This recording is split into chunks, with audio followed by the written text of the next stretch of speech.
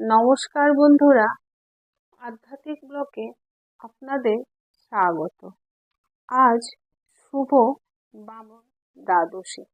বলি ও বামনদেবের কাহিনী। ভক্তরাজ প্রহ্লাদের পুত্র বলি হিরণ্যকশিপুর মতো বীর ছিলেন, প্রহ্লাদের মতো ভক্ত ছিলেন, আবার পিতা বিরোচনের মতো দানীয় ছিলেন। তিনি সর্বদা দৈত্যগুরু শুক্রাচার্যকে সর্বত্রভাবে সেবা করতেন। দৈত্যগুরু শুক্রাচার্য বলিকে দিয়ে বিশ্বজিৎ নামক যজ্ঞ সম্পন্ন করান, যার ফলে বলি দেবতাদের স্বর্গ, মর্ত্য, পাতাল, ত্রিভুবন অধিকার করে নেন। দেবতারা স্বর্গচ্যুত হলে তাদের মাতা অদিতির স্বামী কশ্যপের কাছে পুত্রদের দুর্দশার কথা নিবেদন করে প্রতিকারের উপায় জানতে চাইলেন। তখন মহামুনি কশ্যপ তাকে বিপদভঞ্জন মধুসূদনের শরণ নিতে বললেন ও তাকে প্রসন্ন করার জন্য পয়ব্রত পালন করতে বললেন। ব্রত শেষে শঙ্খ, চক্র, গদা পদ্মধারী ভগবান শ্রীবিষ্ণুর দর্শনে অদিতির মনে বাৎসল্যভাবে উদয় হল। ভগবান অদিতির মনের বাসনা বুঝে তাকে আশ্বাস দিলেন তিনি দেবতাগণকে রক্ষার জন্য তার পুত্রত্ব স্বীকার করে গুরুরূপ আসবেন বলিকে দমন করতে, কারণ বলি সর্বদাই গুরুশক্তির দ্বারা রক্ষিত। কৃষ্ণ রুষ্ট হলে গুরু রাখিবারে পারে, গুরু পুষ্ট হলে কৃষ্ণ রাখিবারে নারে।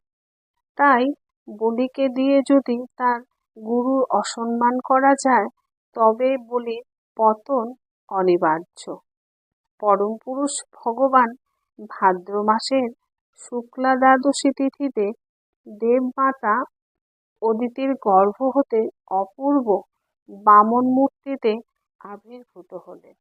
মহামুনি কশ্যপ আনন্দিত চিত্তে দেবগুরু বৃহস্পতির পৌরোহিত্যে বামনদেবের উপনয়ন করালেন। উপনয়নকালে দেবতা ও মহর্ষিগণ নানাবিধ উপহারে বামনদেবকে ভূষিত করলেন।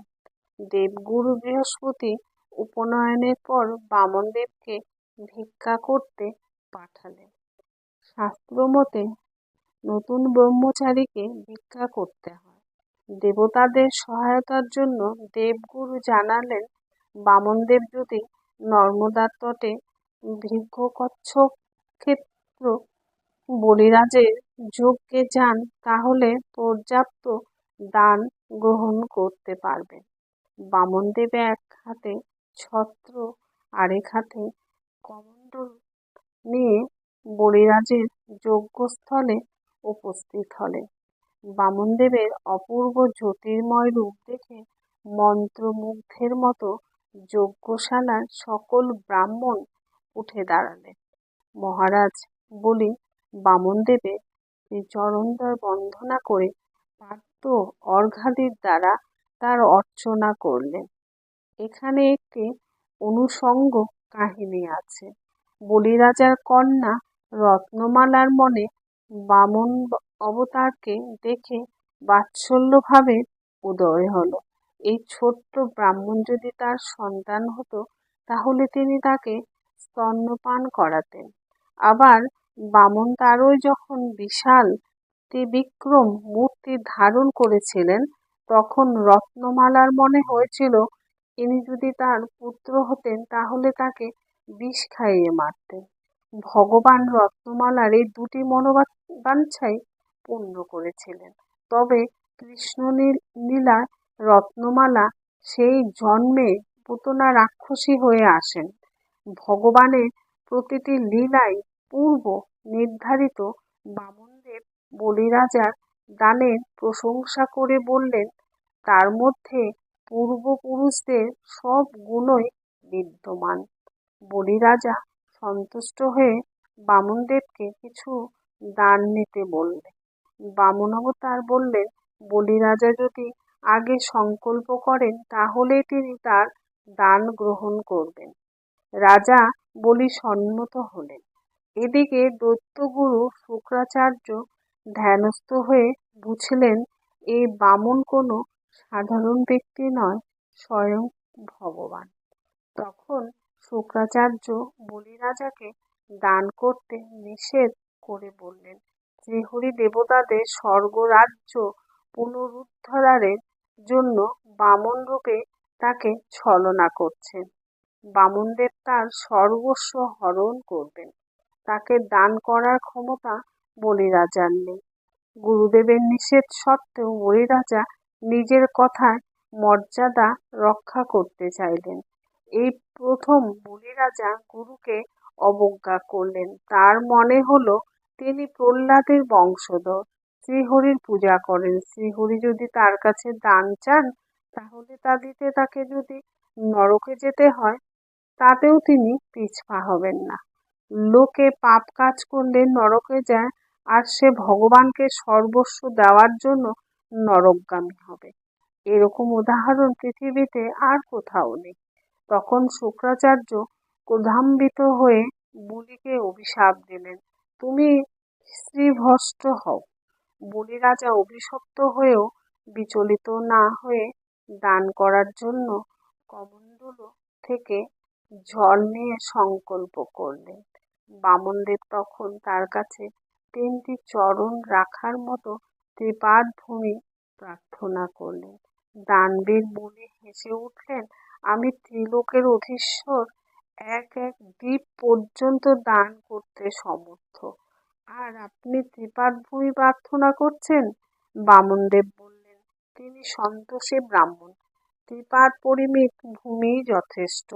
বলি রাজা সম্মত হয়ে তাকে চরণ রেখে মাপ দিতে বললেন। তখন বামন অবতার দেখতে দেখতে বিশাল তিনি বিক্রম রূপ ধারণ করলেন। স্বর্গ, মর্ত্য, পাতাল, অনন্ত ব্রহ্মাণ্ড জুড়ে যার বিক্রম প্রকাশিত। প্রথমে চরণে তিনি পৃথিবী ও সমস্ত ব্রহ্মাণ্ড ধারণ করলেন। দ্বিতীয় চরণে স্বর্গলোক অধিকার করলেন।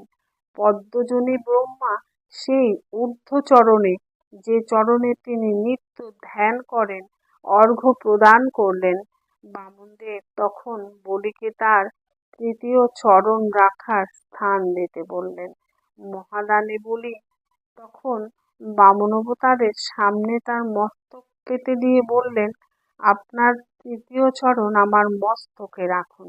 বামনদেব তার তৃতীয় চরণ তখন বলিরাজার মস্তকে স্থাপন করলেন। দেহের মধ্যে সর্বোত্তম অঙ্গ মস্তক, কারণ মস্তকই ভগবান।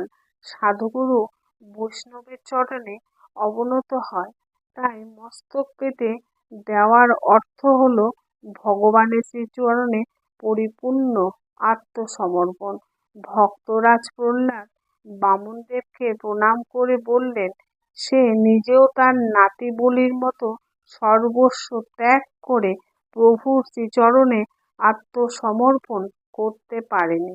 বামনদেবও বলিরাজার উপর অতিশয় প্রসন্ন হয়ে বললেন, বলি পুনর্বার শ্রাবণী মন্বন্তরে স্বর্গের অধিপতি ইন্দ্র হবেন। ততকাল পর্যন্ত বিশ্বকর্মা দ্বারা নির্মিত সুতলে বাস করবেন এবং স্বয়ং ভগবান তার দ্বার রক্ষক হয়ে বলিকে সর্বদা রক্ষা করবেন।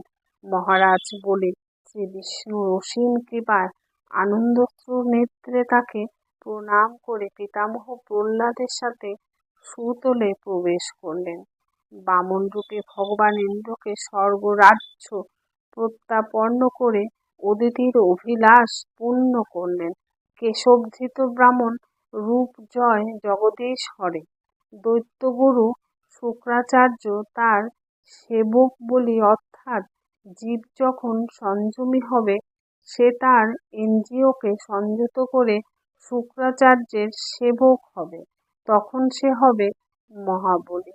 বলি হলে স্বয়ং ভগবানও তার কাছে নেমে আসেন ও ভক্তের কাছে ত্রিপাদ ভূমি প্রার্থনা করেন, অর্থাৎ দেহ, মন, ধন, এই 3টে জিনিসে মানুষ তার নিজের অধিকার মনে করে।